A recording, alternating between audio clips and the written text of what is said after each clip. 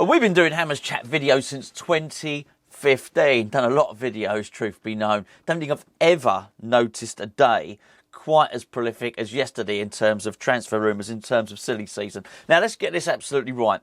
There'd been a little hiatus in the football in Euro 2024. There's been a gap. There's been a few-day gap where there's been no matches. So I guess it's no coincidence to see the transfer rumours really, really ramped up in that time. But a sort of overwhelming number. There's days when we sit here and we think, okay, what's going to be the West Ham news today? Sometimes, we ask you guys, give us a topic, give us something to talk about. What do you want us to talk about? And there's just some days where there's just so much, you couldn't even possibly cram it all in.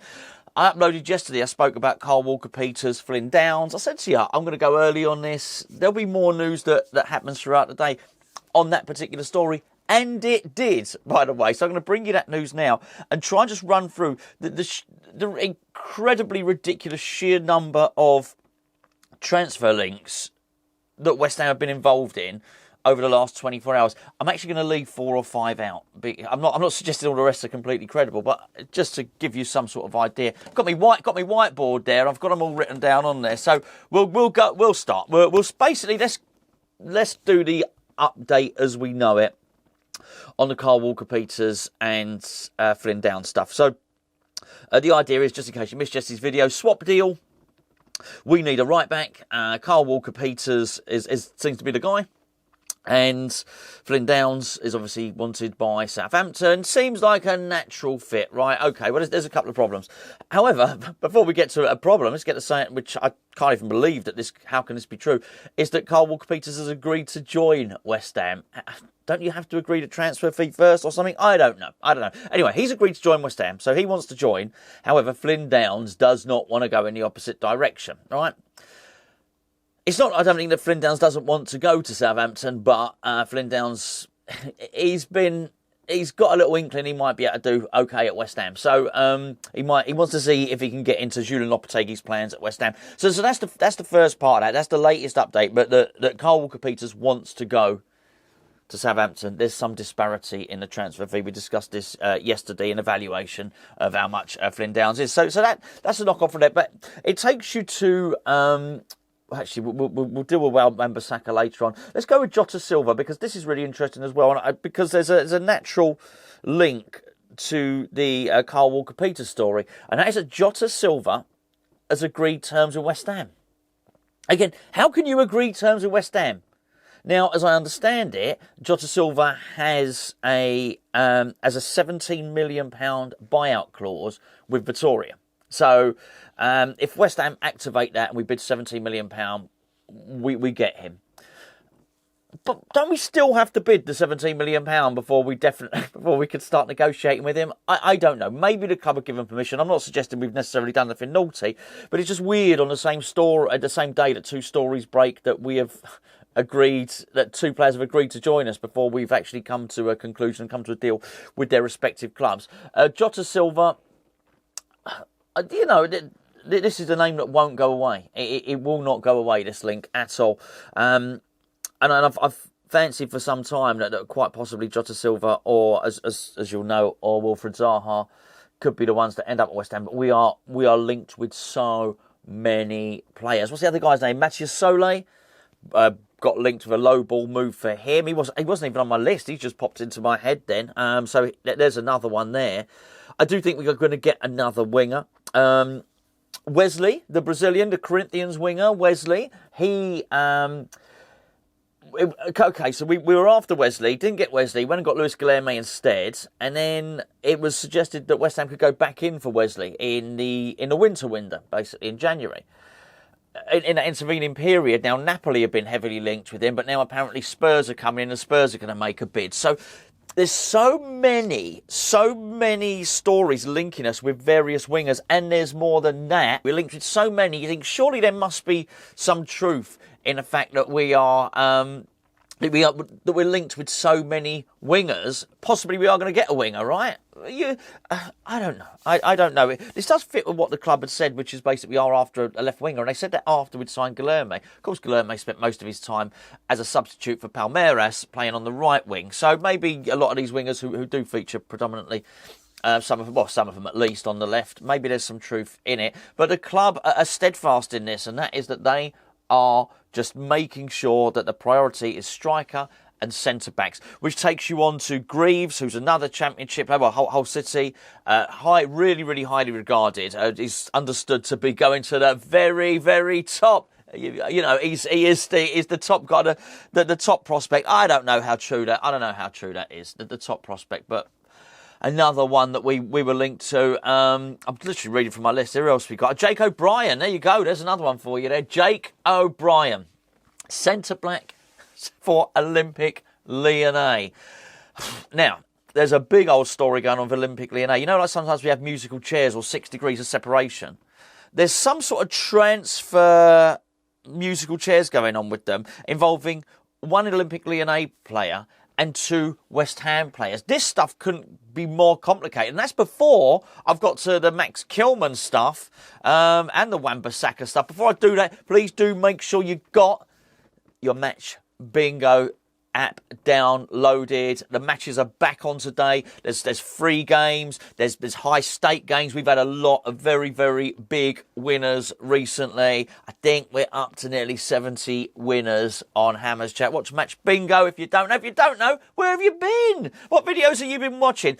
Match Bingo combines football and bingo. It gives you a bingo card with 15 things that can happen within a match. Could be a throw-in, could be goal kicks, could be bookings, could be substitutions. When each one of these events happens, bing, bing, bing, it ticks it off. There are 3 lines of 5, so 15 different incidents. When you get a line, you win some money. You get 2 lines, you win some money. You get a full house, you win some money. There's a lot of people winning money on this. It's £2 per play, but there are free games as well. Basically, you win money for pledging no money. It's a brilliant app. They've been absolutely brilliant to work with over here at Hammers Chat. The link's in the description below. It's 18 years and above, but the football's back on now. Get on there, win yourself some prizes. Download the app. Link's in the description. Please do use that though, because they'll know you've come from Hammers Chat. Absolutely brilliant. By the way, I won. Did I say I won? I won in the England game. There you go. I had a shared line, if you pardon the expression. I had a shared line, and it's the second time I personally have won on Match Bingo. So, and it's not like everyone can see it. It's all above board. It's not like I've won it because I'm doing the Hammers Chat stuff and all the rest of it. Loads of you guys watching this video have won. As I say, 70 odd people, and those are just the people that let us know. We think there's possibly more than that. Go and check it out. Links in the description below. Okay, Jake O'Brien. A big sort of monster, Olympique Lyonnais defender, Irishman, had a really, really good season. Well, they were shit at the start of the season, weren't they, Olympique Lyonnais, and they got a lot better. Now, they got a lot better, some say, because Saïd Benrahma joined from West Ham.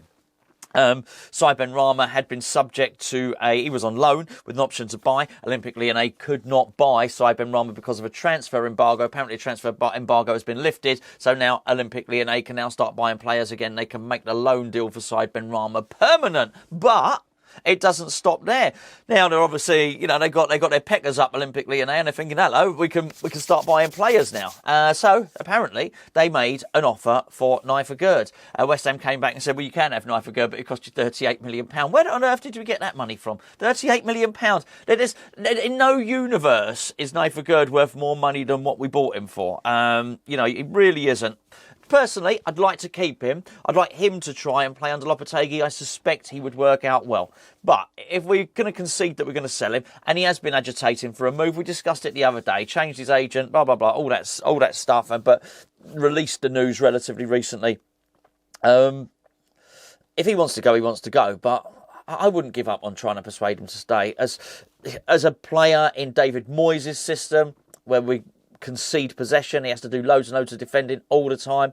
Not a great player. In a possession-based team where the centre-backs are allowed to roam out from the back, where, the whole ethos of the team is to keep possession, I think you might see a very, very different player. My point is, he might enjoy it more at West Ham. I would understand why any ball-playing central defender would not have appreciated time at West Ham over the last couple of seasons. I do think things are about to change now. Wan-Bissaka, not a lot's changed, I guess. I guess it's just a sort of rehashed, regurgitated story. But I like the player. It's clear that we're in for a right back, and I'm pleased about that. Look, do I want Ben Johnson to go? No. I think Well, look, if you've not seen it, myself and Gio have discussed this over on the main channel. We've already discussed that, recorded that a couple of days ago. I'll give you my opinion. I gave my opinions on Ben Johnson on that particular video. But if he is going and we're left with just Vladimir Coufal as the first choice right back, which we are, I don't want Vladimir Coufal's first choice right back. I really don't. I want him as the second choice right back, ideally. Wan-Bissaka, we're looking at him, and obviously Kyle Walker-Peters. This makes a lot of sense for all the reasons that I said yesterday in yesterday's video, which brings us on to, I knew I wasn't going to be able to do this. I knew I wasn't going to be able to do this in 10 minutes. Brings us on to Max Kilman. Okay, 45 million is the valuation, Max Kilman. You know this, we've heard this numerous times.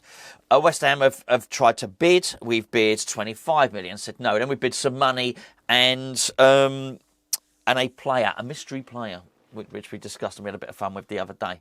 So whoever that player might have been, a lot of people were thinking it was either Zuma or Maxwell Cornet. Truth of the matter is, don't know. That was rejected, and then we came back with a third bid, apparently, of 35 million. That's obviously 10 million down their valuation. Apparently Wolves have said no, it's 45 million or no deal. That's rich. That's rich, isn't it? So I'm quite pleased to hear on this one that West Ham are thinking, well, you know what? No. You're probably all right on that. Now, I don't know. I still have a hunch we'll end up signing Max Kilman, truth be known. But I think... I don't think it's unreasonable. I think West Ham in their history have been guilty of making unreasonable offers and making silly offers that maybe don't reflect a player's value. I think sometimes you do have to match an asking price, but I don't think in this instance. I do think 45 million is too high. I do believe it's unrealistic, and I think there's better value elsewhere. What's his name? Calafiore is that his name? I think I've got that right, hopefully.